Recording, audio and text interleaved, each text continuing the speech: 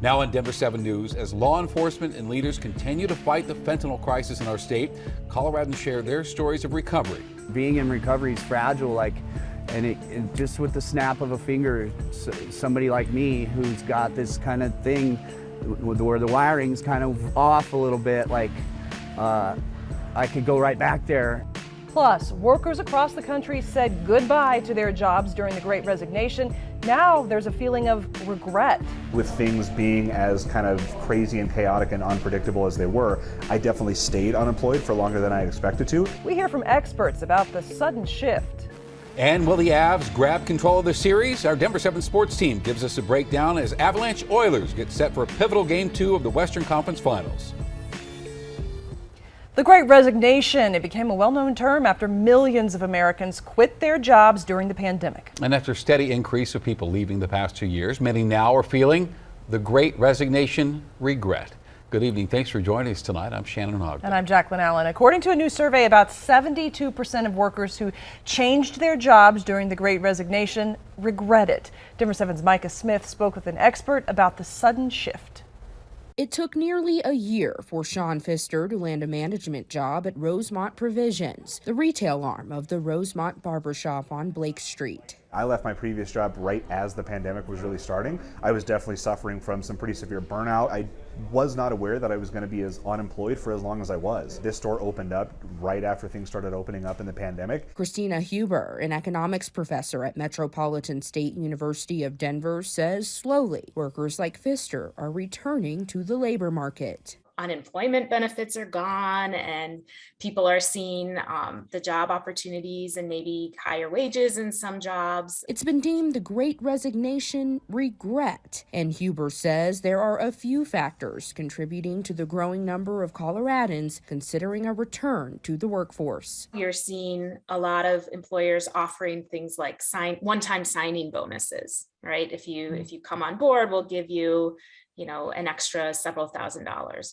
or you see slightly higher wages, or you see maybe we encourage flexible hours. According to the Bureau of Labor Statistics, in January of this year, 3.4% of Colorado workers left their jobs voluntarily. But a USA Today survey found 1 in 5 Americans who quit their jobs over the past 2 years regrets it. That doesn't surprise me. I think the first year or so of the pandemic, there was so much uncertainty. And now that we're, over 2 years into this, and things are kind of returning to normal. So I've been here now for just over a year. I started the day that Rosemont Provisions opened. Pfister says after a year of little to no work, he was more than ready to return to the workforce. Reporting in Denver, Micah Smith, Denver 7.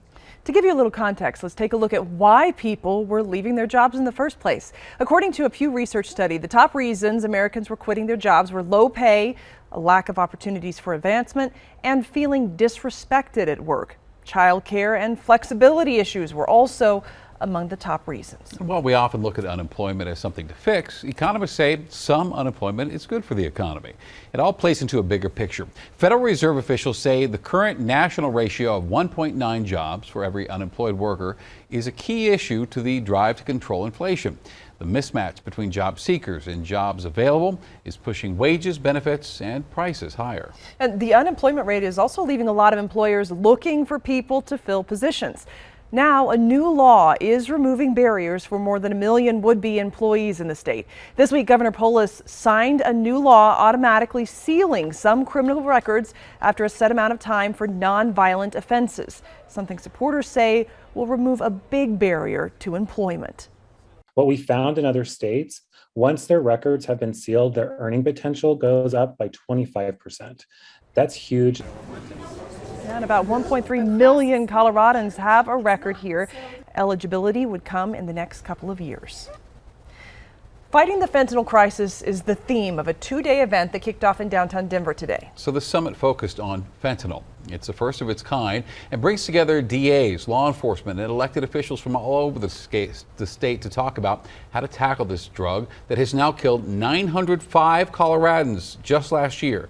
That's a 68% increase from the year before. And Denver 7's CB Cotton joins us live now. CB, families have also been invited to this summit, and you got to speak with some of them today.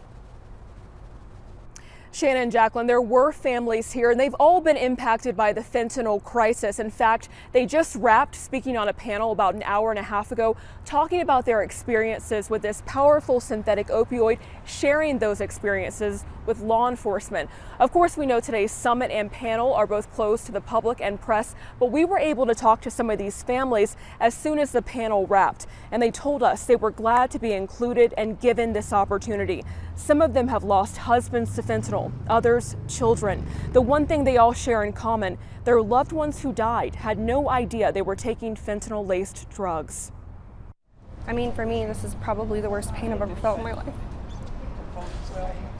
My best friend, the person that I woke up to every morning, shared every meal with, had 4 children with, I will never see again. And I would not wish this on my worst enemy, having to relive this pain over and over, not even just every single day, but in every moment of every day. And we were the first to speak with Chelsea Ramirez back in early April about her husband's case. She and her family are still hopeful that someone will be held accountable for providing her husband with that lethal pill. Now, today's panel, it was moderated by District Attorney Brian Mason, who represents Adams and Broomfield counties. We know his district has been deeply touched by the fentanyl crisis. Coming up on Denver 7 News at 10, we'll hear more from him. Reporting live from downtown Denver this evening, I'm CB Cotton, Denver 7. All right, CB, thanks. And obviously, addiction has affected so many lives, and the path to recovery is not easy. As law enforcement and other leaders gather today to discuss better ways to fight the fentanyl crisis in Colorado, Denver 7's Colette Bordelon explains how those in recovery have been fighting to stay sober long before any new legislation was passed. A tattoo tells a story. I make it look real good. With each line, a familiar feeling for the man behind the gun. I needed something that was my new addiction. This is Chris Montoya, known by clients as Chaos. I've OD'd quite a few times, clinically dead a couple times. For nearly 3 decades, Montoya used heroin and meth. He knows he hurt people and lost relationships along the way. In the drug world, there's no reality. And any honest story about addiction isn't pretty. You know, it got out of hand. I ended up in a federal prison, a state prison. Spending 13 years in prison on a 15-year sentence. Felon, previous offender with a weapon. Yeah. I mean, I had multiple drug cases in the state. That's what I was doing time for in the state. But the feds picked up the weapons charge. He was looking at a life sentence. A grand jury decided to drop the charges. You get locked up again, it is forever.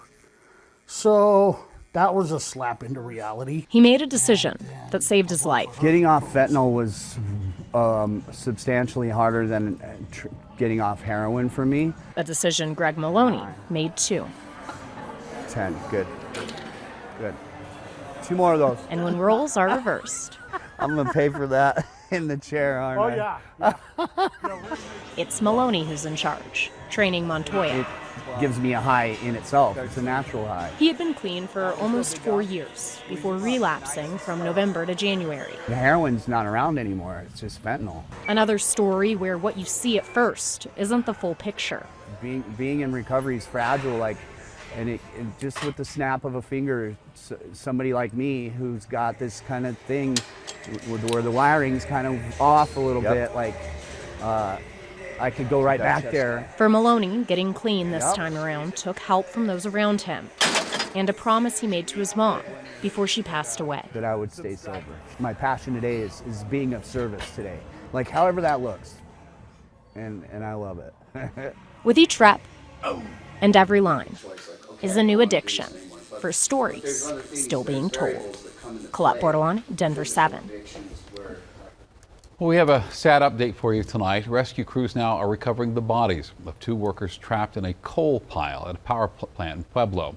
Rescue workers have been working on the scene since 9 this morning to get these 2 workers who were beneath 40 to 50 feet of coal at the Comanche generating station. An accident investigation is underway. Some good news tonight. A Wheat Ridge woman finally back home after wandering away and disappearing about a week ago. 73-year-old Gloria Gonzalez was last seen last Wednesday after her husband dropped her off at Anderson Park to take a short walk. She didn't return home, and we told you about this. After police found Gonzalez today, she was taken to a nearby hospital to make sure she gets the medical help she may need. Coming up, as COVID cases rise across the state, health experts say there are treatments to help alleviate symptoms. And we want to make sure people are aware of them and how to get them.